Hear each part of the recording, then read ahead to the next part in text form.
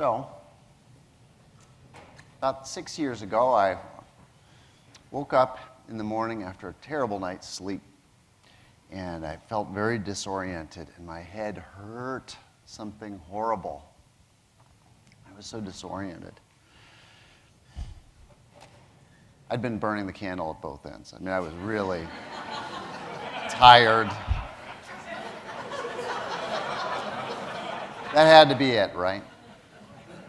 But of course, it really wasn't. I'm going to talk about surviving brain surgery, but let's face it, I don't really know how to do that. And all of you know how to change the world, so we'll dispense with that part.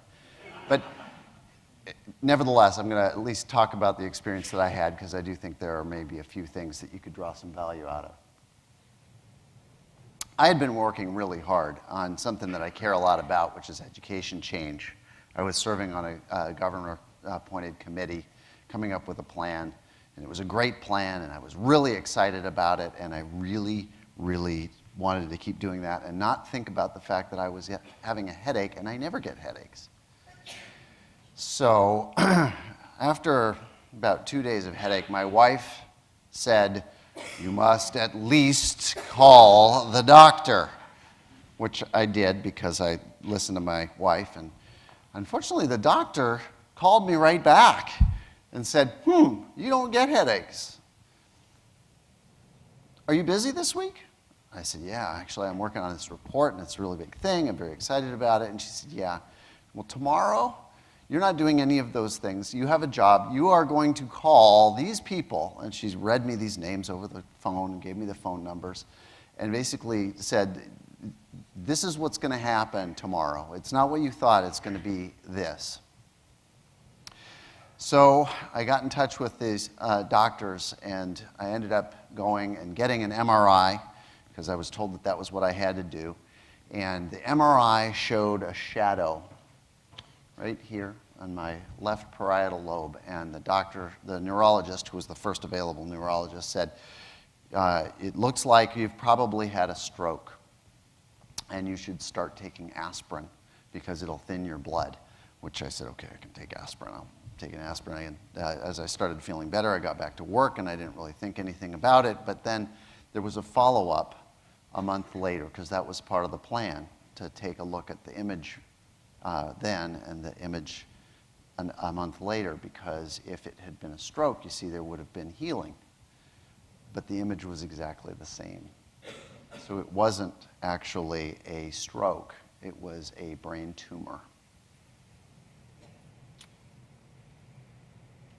So I got to work, because that's what we do.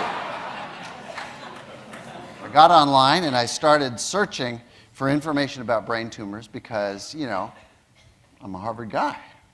I'm going to learn about this, and I'm going to do-it-yourself brain surgery or something like that. I don't know what I was thinking. But I bet there's a brain surgeon in here somewhere. So look, obviously you go online and there's something that's terrible news like this, and you start looking at it, and you don't really know what you're looking at, but you find graphs like this that say,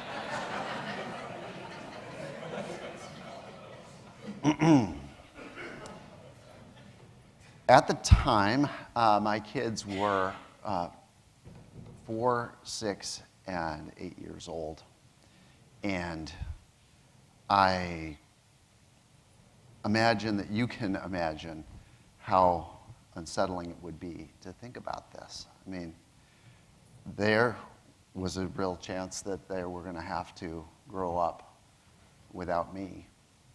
Or equally unsettling, maybe with a diminished version of me. And I was really, really scared by this. I was scared and sad and frightened and basically falling apart. I could not look at my kids without just losing it. I didn't know what the reality was. I didn't know what I would have to go through. I knew it would take some time. And I couldn't look at my kids. I would just fall apart. Luckily, I had some friends. And they'd been involved in a counseling program, a kind of a peer counseling program. And so I called them up and said, I've had this thing happen. And they said, oh, well, we were busy for tomorrow, but we're not really busy for tomorrow anymore. We're going to come and talk with you. And I think of this as Operation Sour Squeeze. They did something that I had absolutely no idea as a kind of a self-controlled guy. They got me to cry. I'm a terrible crier.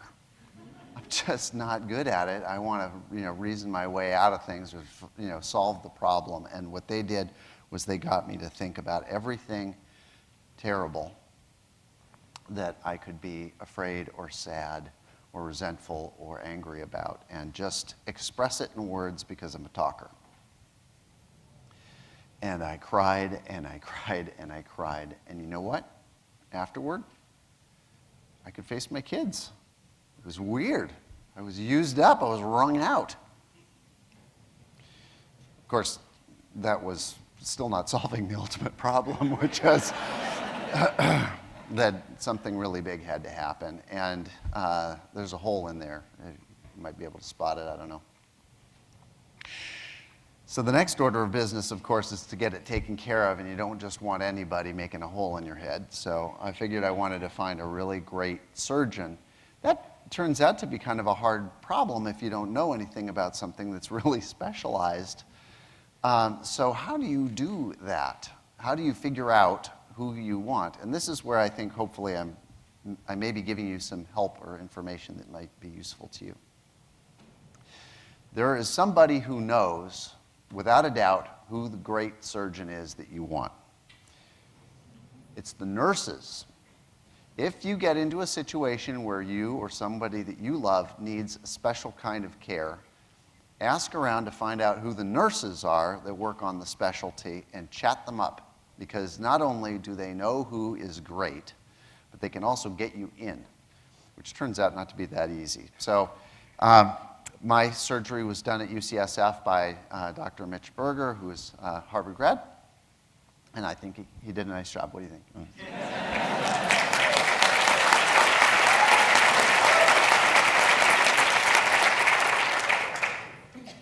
It was an anaplastic astrocytoma, for those of you keeping notes on this sort of thing, or who know about this sort of thing. And it was about the size of a small mandarin orange, so not as big as the tangerine that you see there. But anyway, it was an object. Getting an object taken out of your head drains your head, and it feels like you've been rebooted.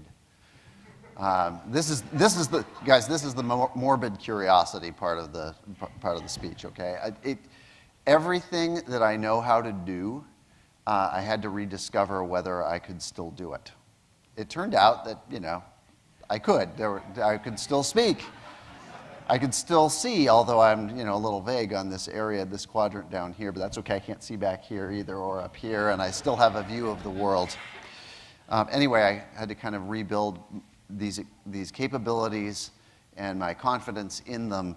And let's be honest, there are a few things that got chipped away. And if they didn't get chipped away there, because it was an anaplastic astrocytoma, it needed to have a little extra treatment with some chemotherapy and some radiation, which stinks, by the way. But you get through it. I've spent my whole life improving. And then something like this happens, and pops you down. And I really disliked that a lot. And so I started thinking about ways to move off of the single line path. And I realized that I had not, I really love music and had enjoyed that a lot in my youth, but I had been so busy that I just hadn't picked up my guitar in a long time. So I decided, okay, I'm going to pick up my guitar.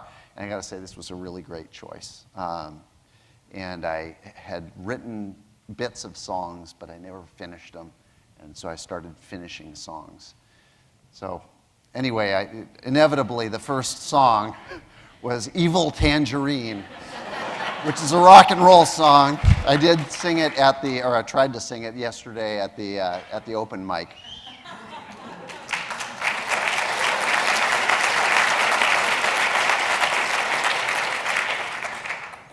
Anyway, a few takeaways from all of this. One is that denial's bad. I'm very lucky that there were 2 people that insisted that I go to the doctor and get the MRI. And if you're not that person for somebody else, maybe you should think about playing that role for them. And if you don't have somebody in your life who plays that role for you, it's probably not a good plan. You need somebody like that. The second thing is that, at least for me, crying is like puking. I hate it, and after I did it, I felt a lot better, so you might consider it. The third is that nurses are your secret agents. You now know how to get to the person you need. And then the last is try new things too. That if things are hard, just working to get them back is sad. I guess it's important, but there may be other things that you can do that you'll love and that are different and that make you a bigger, more whole person. Thank you.